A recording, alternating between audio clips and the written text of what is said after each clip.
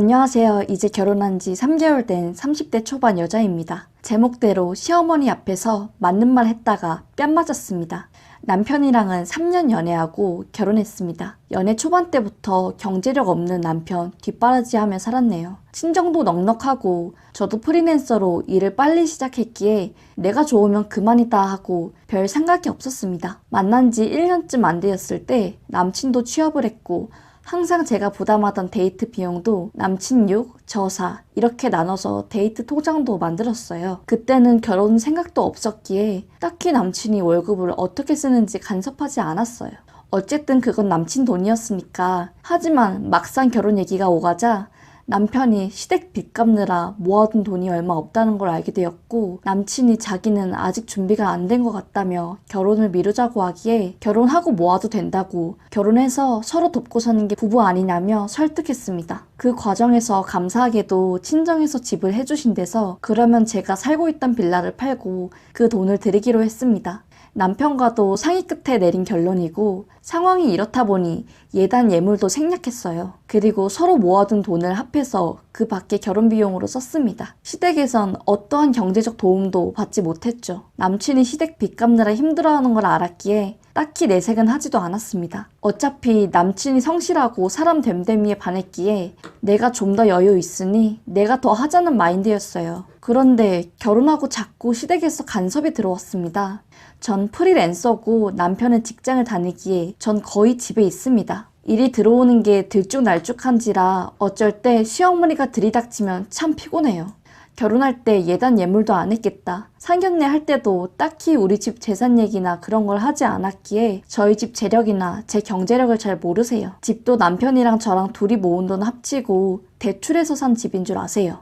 남편이 이제껏 빚도 꼬박꼬박 갚고 자기들 용돈도 틈틈이 해주니 남편이 저보다 돈을 많이 버는 줄 알고 계세요. 결혼 전에 남편이 친정에서 집 해온 건 딱히 안 말했으면 좋겠다고 해서 바보같이 그러라고 했네요. 주눅 들어있던 남편이 불쌍해서 제가 병신이었습니다. 어쨌든 매주 서너 번은 연락도 없이 찾아오시는데 오시면 당초에 가실 생각을 안 하세요. 제가 일해야 한다고 하면 집에서 탱자탱자 놀면서 무슨 일이냐고 콧방귀를 낍니다. 옛날 분이시고 어차피 제가 하는 일 구구절절 설명해봐야 듣지도 않으실 분인 걸 알기에 적당히 맞춰주다 남편 핑계대고 나오곤 했죠. 오실 때마다 안방 열어보고 제 물건 뒤지고 집에만 있는 애가 사치가 심하다면서 이런 것도 다 우리 아들 주머니에서 나가는 거 아니겠냐며 옷이나 화장품 한두 개씩 집어가고 말하면 제 입만 아프네요. 참다 제가 저도 돈 벌어요 어머니 하면 그걸 누구 코에 붙이겠냐고 네 용돈이나 하겠지 합니다. 그럴 때마다 남편 얼굴 봐서 참자 하고 견뎌왔어요. 그러다 오늘 사건이 터졌네요. 작업물 보내고 최종 컨펌 받고 쉬고 있을 때 시어머니랑 시누이가 들이닥쳤습니다. 밤을 새서 다크서클 내려온 눈 보고 넌 시애미가 왔는데 동태 눈가를 하고 있냐며 시비를 걸었습니다. 시누이도 옆에서 우리 오는 거 못마땅해요? 하면서 거들었어요. 그런 거 아니라고 어제 일하느라 밤새서 그렇다고 하니까 그 몰골로 힘들게 직장 나가는 자기 아들 배웅이나 했겠냐며 아침밥은 챙겨줬냐고 꼬치꼬치 캐물었습니다.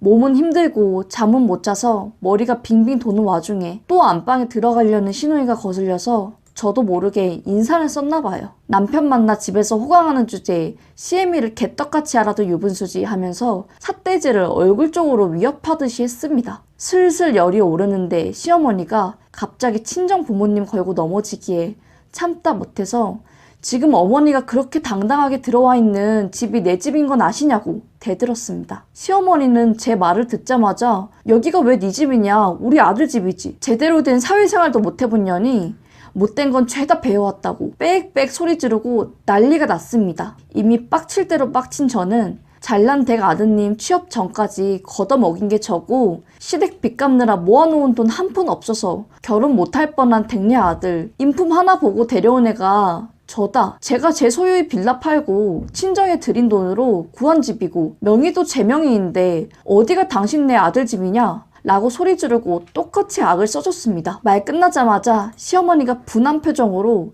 갑자기 싸대기를 풀파워로 때린 겁니다. 퍽 소리와 함께 너무 어이가 없었습니다.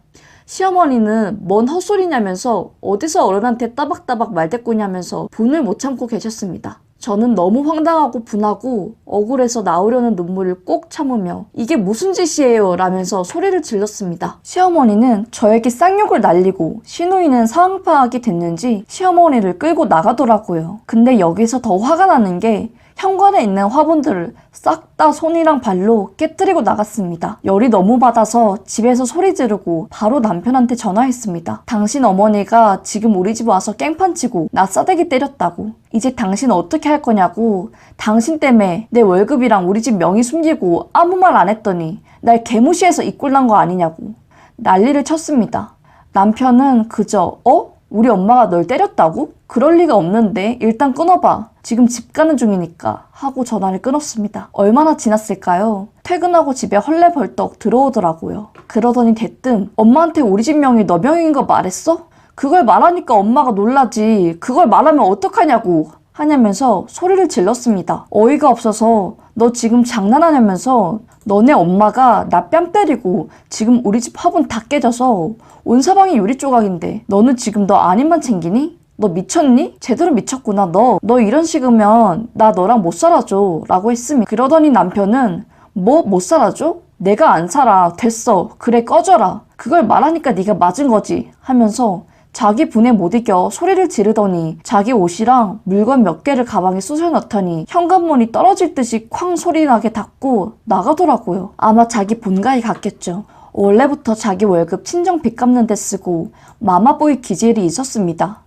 마마보이 기질이 있구나 생각이 들 때 멈춰야 했는데 그냥 연애 시절에는 크게 신경 안 썼던 게 이렇게 뒤통수를 치네요. 거울을 보니까 뺨도 부어오르고 집도 엉망해 눈물이 나오더라고요. 근데 이렇게 가만히 앉아서 눈물을 흘리고 있을 수 없어서 딱 2배로 돌려주자. 저 인간이랑은 이혼한다. 못 산다. 근데 그냥 이혼은 안 해줍니다. 복수해야죠. 일단 시어머니를 무단침입과 기물파손죄 그리고 폭행죄로 고소할 준비를 했습니다. 화분 깨진 것을 사진으로 모두 찍고 경찰 불러서 무단 침입으로 고소할 건데 어떻게 하면 되냐고 했습니다. 잠시 기다리라 하고 일단 출동하겠다고 하고 온다네요. 가만히 기다렸는데 과학수사대랑 함께 온 겁니다. 깜짝 놀랐어요. 무단 침입 같은 경우에는 손잡이나 집안 물건들에서 지문을 채취해 간다고 해서 수사대랑 함께 왔답니다. 다행히 화분이나 집안 물건들은 안 치워서 지문을 채취해 가실 수 있었고요. 시어머니께 이 현장을 보여주기 위해 과학수사대가 지문 채취하는 과정을 사진으로 찍었습니다. 고소장 쓴 것도 물론 사진으로 찍어뒀고요.